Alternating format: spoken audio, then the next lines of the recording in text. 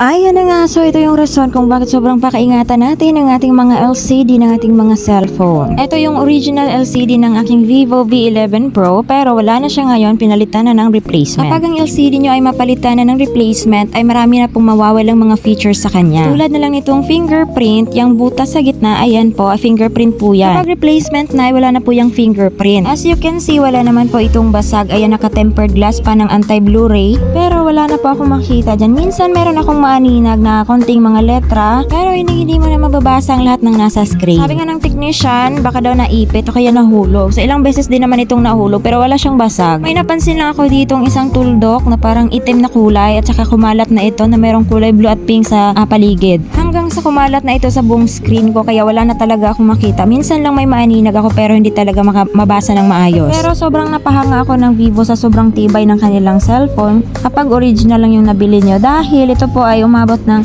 6 years sa akin. So I think this is 2017 o 2018 ko pa nabili.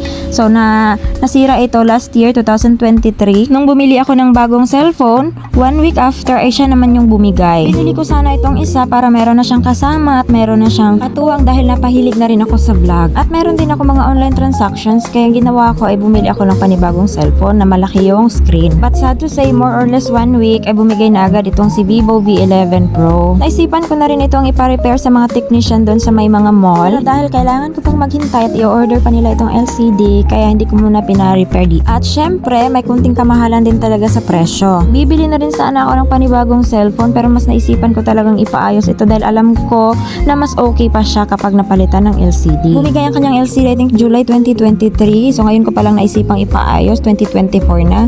Buti na lang lagi ko rin siyang ina-update mag-charge para hindi masisira yung battery niya. Ngayong buong buo na talaga yung loob ko na ipaayos siya dahil ayaw ko talagang bumili ng bago. Buti na lang may mga technician dito sa amin na nag-o-offer ng mga home service. Kaya nung naisipan kong mag-inquire online kung meron ba ditong gagawa ng LCD ng aking cellphone at ayan meron agad nag-PM sa akin si sir. Kinabukasan agad-agad pinuntahan dito sa bahay. Ayan na-fix na at may pa-free tempered glass pa itong si sir pero hindi ko muna inilagay dahil sabi niya after 3 days na daw. Thank you for watching!